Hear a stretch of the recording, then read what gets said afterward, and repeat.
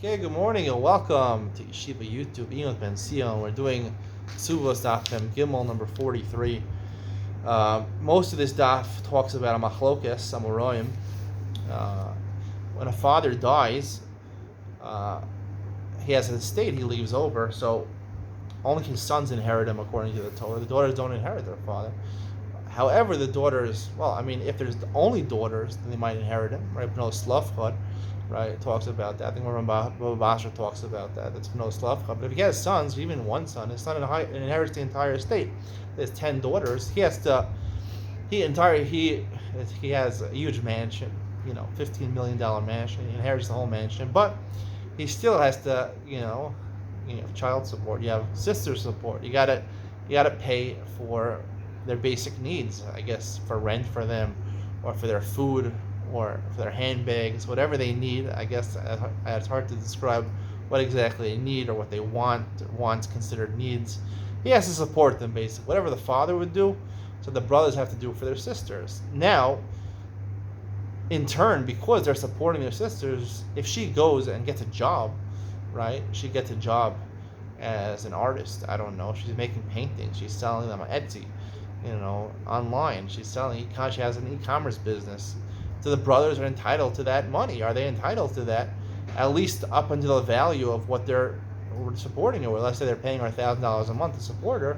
So whatever, the Gemara says hadafa, if she earns more than $1,000, that she gets to keep herself. But the $1,000, the basic $1,000 that she earns, does that go in turn to the brothers in exchange for the food they're giving her and the sustenance that they're keeping her afloat?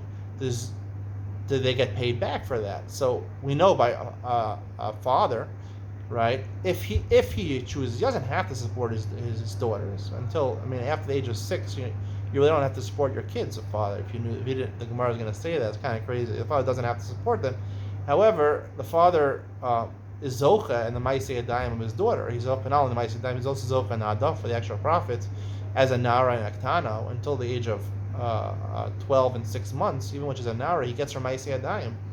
He gets her because he feeds. If he chooses to feed her, and to sustain her, which most fathers do, so he gets her wages. He also gets her profits, right? So if he gets all these things, that's dependent on him feeding her. As long as he feeds her, he gets the Maaseh Yadayim. So when the sons inherit the father, that's the Gemara says, are they exactly like the father? They're makom ab. They're like the place of the father.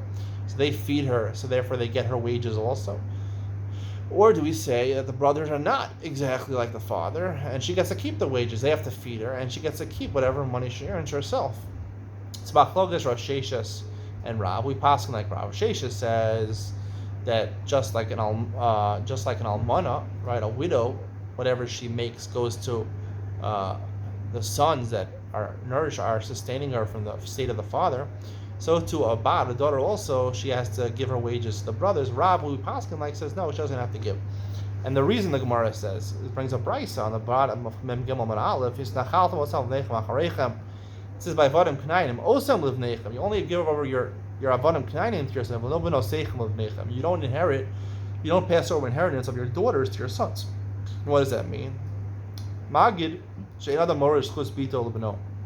Any schusim, and the Gemara learns any schusim, not just knasos and chavalos, but any type of schus included is the Maaseh Yadayim, the wages that she earns, right? Do not go to the brothers, even though normally it would go to the father. It doesn't go to the brother, even though they're sustaining her, they still would not get the wages.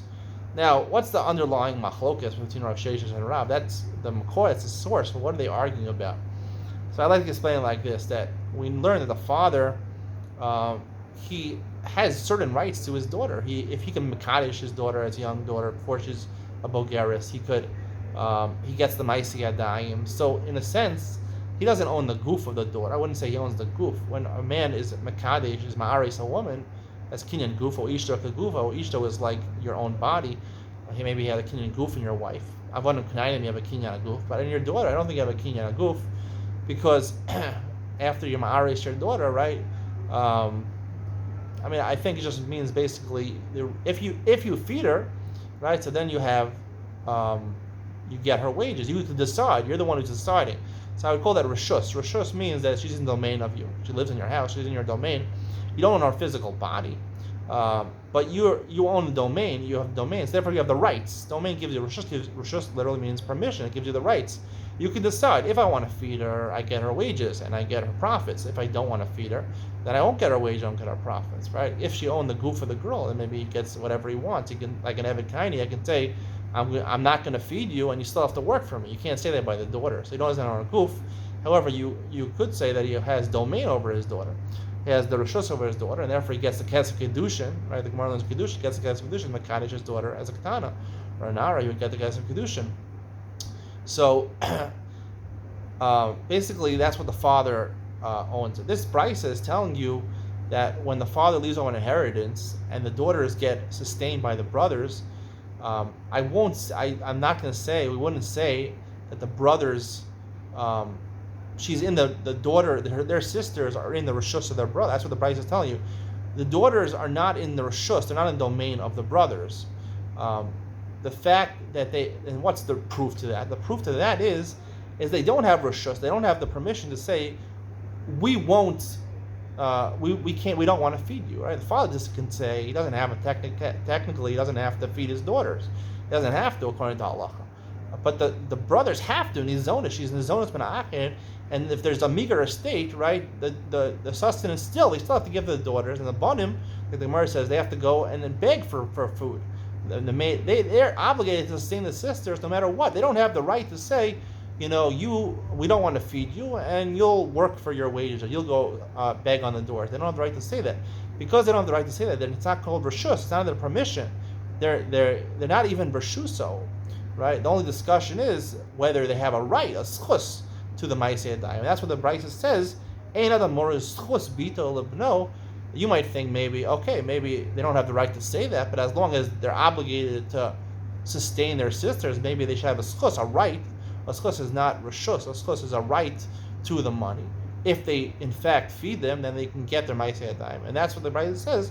The schus is not there. The schus, he's not morish to his sons, and they don't have the schus to take her wages. They have to feed her, and they don't even get her wages in return. That's the way I explain this Brisa. Rav Sheshes obviously argues, and like there's another explanation. This Brisa is only talking about certain things like knossos and chavalos. Those in the Mar Schus Bito Lebno. However, other schusim, right? What's the difference in a knas and ma'aseh yadayim? Obviously, the difference in a knas and ma'aseh yadayim is that knossos and chavalos are basically fines. They're not exactly concrete money, concrete schus. It's just because if you're motive a knas pater, you could absolve yourself of a knas. So it's not even tangible money yet, because if you're motive a knas, you could pater yourself. It's not tangible money. That's not even a schus. Schus to a right to a knas is not even a right. So that the brothers don't get. But Rav Sheshes would hold, no, in terms of ma'aseh yadayim, that's tangible money or wages that she earned already. So that maybe that's schus. He was morish to his sons, and they can get, if they feed the daughters, then they can get the ma'aseh yadayim. That would be the explanation from the Halachos and Rav and Rav Sheshes. Hope you enjoyed. See you in Mishnah Yomi coming up next.